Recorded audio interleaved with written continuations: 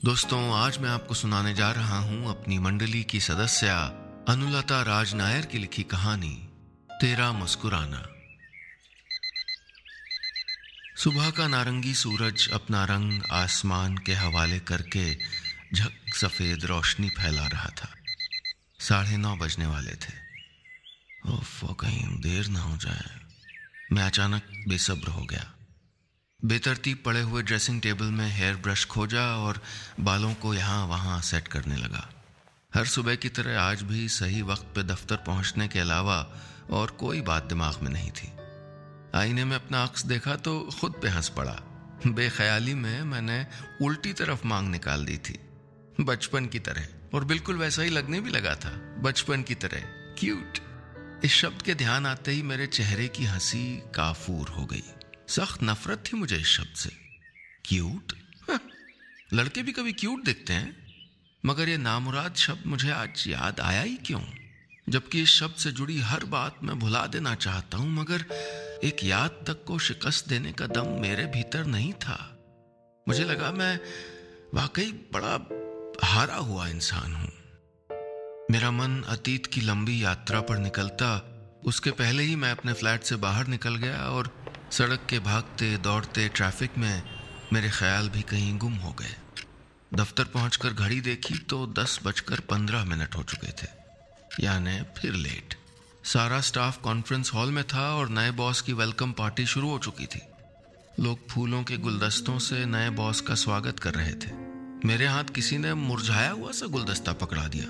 लटके हुए उन फूलों को देखकर मुझे गुस्सा तो बहुत आया, मगर आदतन मैंने खामोशी से उसे कबूल कर लिया। स्टाफ के सभी लोग बारी बारी जाकर नई बॉस को गुलदस्ता दे रहे थे। मैं भीड़ से भरे उस छोटे से कमरे में घुसने की कोशिश कर रहा था, लेकिन वहां ऐसी रेलम पेल थी जैसे सलमान खान की फिल्म को फर्स्ट शो देखने वाले दीवानों की होती है।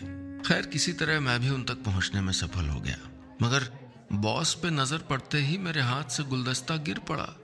मीता, मेरी नई बॉस अमिता शर्मा मीता थी, मेरी नाकामयाब मोहब्बत। मैं जमीन पर पड़े फूल उठाने के लिए झुका और थोड़ी देर तक वहीं छिपा रहा। लोगों के पैरों के बीच से सरकता हुआ मैं वहां से निकल जाना चाहता था, मगर निकल नहीं सका। चुपचाप उठा और गुलदस्ता अपने सामने टेबल के उस पार खड़ी हुई बॉस को पकड़ा दिया। उसने जरा सा मुस्कुराकर शुक्रिया कहा और तब तक दूसरे मैनेजर ने अपना हाथ आगे बढ़ा दिया था। वो अब उसकी तरफ देखकर मुस्कुरा रही थी, ठीक उतना ही जितना मुझे देखकर मुस्कुराई थी। फंक्शन के बाद मैं सीधा अपने चेंबर में आ गया। वो चेंबर जो आज मुझको नाजी कैंप का गैस चेंबर लग रहा था। एक के बाद एक न जाने कितने ग्लास पानी गटक गया, मगर कलेजा अब भी धधक रहा था। अमिता शर्मा, मेरी नई बॉस मीता ही थी। उफ, पूरी दुनिया में मेरी बॉस को वही अमिता निकलना था जिसने आज से 6-7 साल पहले मेरा शीशे जैसा नाजुक दिल चकनाचूर करके रख दिया था। माना कि दुनिया छोटी है, गोल है, मगर प्रोबेबिलिटी भी तो कोई चीज है कि नहीं? इतने लंबे अंतराल के बाद किसी से बिछड़कर अचानक क्यों दोबारा मिलने की संभावना, वो भी बॉस की शक्ल में, आखिर कितनी होगी? मुझे अपनी पिटी किस्मत पर जो थोड़ा बहुत शक बाकी था वो भी यकीन में बदल गया। मीता फिर मेरे आसपास आ गई थी, 6 या 7 साल बाद, अपनी पूरी खूबसूरती के साथ। बीते दिन मुझे पुकार रहे थे, खींच रहे थे पीछे, और मैं न चाहते हुए भी खींचा चला जा रहा था। तब मैं 18-20 साल का लड़का था। नई जवानी थी, चिकने चेहरे पे जरा जरा सी उगाई मूंछों पर गुमान करने की उम्र थी। जिस इंजीनियरिंग कॉलेज में मैंने दाखिला लिया था, वहां हॉस्टल अच्छा न होने की वजह से मैं एक शर्मा परिवार के साथ बतौर पेइंग गेस्ट रहता था। परिवार क्या, बस 2 लोग थे वहां पे, एक शर्मा आंटी और दूसरी उनकी बेटी अमिता। ऊपर की मंजिल में 2 अलग अलग कमरे थे, जिसमें एक में मैं रहता था और दूसरे में उस दूसरे लड़के के ख्याल भर से मेरी मुट्ठियां भींच गईं। जसविंदर, दूसरे कमरे में जसविंदर रहता था। लंबा चौड़ा लड़का, भटिंडा से आया था। इंजीनियरिंग करके कॉम्पिटिटिव एग्जाम्स की तैयारी कर रहा था। हालांकि मुझे वो पढ़ता हुआ कम ही नजर आता था, लेकिन फिर भी मैं उससे बड़ा इम्प्रेस्ड रहता था। इसकी वजह थी उसका गजब का आत्मविश्वास। वो हर काम ऐसे करता मानो उसको जीत लेने का पूरा यकीन हो, ठीक वैसे ही जैसे मुझको हार जाने का डर लगा रहता था। मैं उठकर अपने कैबिन से बाहर आ गया कि शायद यार दोस्तों की गपबाजी से दिल को जरा आराम मिले, मगर मेरे नसीब में आराम कहाँ था। बाहर निकलते ही सामने अमिता दिख गई। अपने रेशमी बालों को समेटते हुए किसी से बातें कर रही थी। मेरे दिल में जोर का एक कांटा चुभा। दिल चाहा कि वो करीब आकर मेरे कानों में हौले से कुछ कहे, मेरा नाम पुकारे। तभी जोर जोर की ट्रिंग ट्रिंग से मेरे कान के पर्दे हिल गए। अमिता का फोन बज रहा था और वो मुस्कुराते हुए किसी से बात करती हुई कमरे से बाहर जा रही थी, मुझसे दूर। कुछ घंटों बाद ऑफिस की घड़ी ने जैसे ही 6 बजाए, मैं अपनी सीट से उठ गया और घर आ गया। आज न टीवी देखने का मन कर रहा था न किताब पढ़ने का। अमिता की याद पैंडोरास बॉक्स की तरह खुल गई थी और मुझे दुखी कर रही थी। मुझे याद आया वो दिन जब मैं पहली बार अमिता से मिला था। शर्मा आंटी यानी उसकी मम्मी ने मेरा परिचय उससे कराया था। मीता, ये राजीव, हमारा नया पेइंग गेस्ट। और राजीव बेटा, ये है अमिता, मेरी बेटी। कभी कोई ज़रूरत हो तो तुम मुझसे भी कह सकते हो। मैंने धीरे से सर हिला दिया था और मीता यानी अमिता की ओर देखा था। वो मुस्कुरा रही थी। मैं उसका मुस्कुराना देखता रह गया था। वो मेरे करीब आई और बोली, good to see you Rajiv, तुम बहुत क्यूट हो। मैं बस उसी पल से उससे मोहब्बत करने लगा था। हाँ, उसका मुझे क्यूट कहना जरा भी अच्छा नहीं लगा था। मैं कोई बच्चा थोड़े था, पूरे 19 बरस का हो गया था, और वो भी कौन सी बड़ी थी, 19 की होगी या ज्यादा से ज्यादा 20 की होगी। अपने कमरे में आकर न जाने कितनी देर तक मैं उसके ख्यालों में ही खोया रहा। पास के कमरे से जसविंदर के जोर जोर से गाने की आवाज आ रही थी। दिल दा मामला है, वो ऐसे ही गाने सुना करता था, धूम धड़ाके वाले पंजाबी पॉप। उसके गाने को अनसुना करते हुए मैं अभी गुनगुनाने लगा।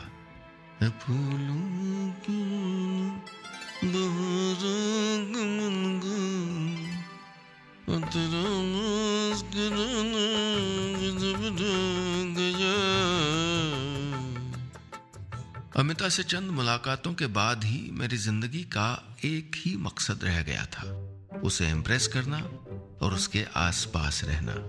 यह बड़ा आसान भी था क्योंकि खाना खाने हमको नीचे बने ड्राइंग रूम में जाना पड़ता था और अक्सर वहां पर उससे सामना हो जाता था। हालांकि मेरे साथ हमेशा वो जसविंदर भी रहता था और हमेशा सेंटर ऑफ अट्रैक्शन बनने की कोशिश करता रहता। अमिता कभी पौधों को पानी दे रही होती तो कभी गुलदान में फूल सजाती दिख जाती। एक दिन तो गजब ही हो गया। वो शायद तभी तभी नहा के ही निकली थी और उसने अपने लंबे बालों को यूं लहराया कि उनसे झड़ती बूंदों से मेरा चेहरा भीग गया। उन बूंदों में ताजा मोगरे की महक समाई हुई थी। मैं जैसे किसी तिलिस्म का शिकार हो गया था।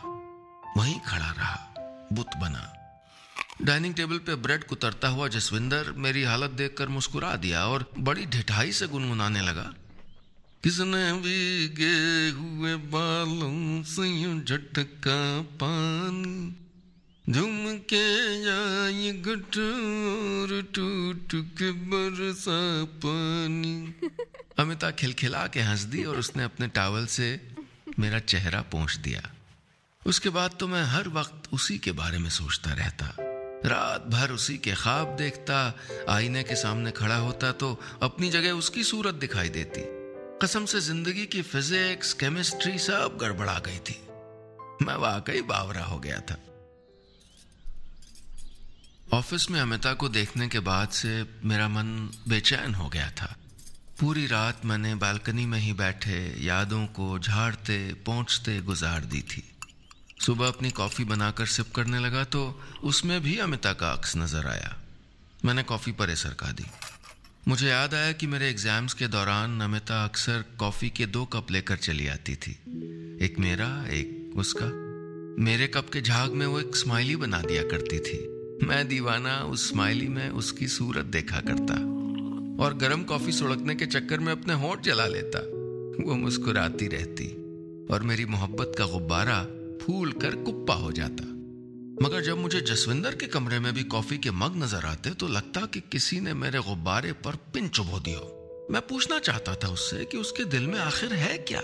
मैं अपने दिल का हाल भी बताना चाहता था, लेकिन घबरा जाता था कहीं ऐसा ना हो कि मोहब्बत के चक्कर में घर से ही निकाल दिया जाऊं।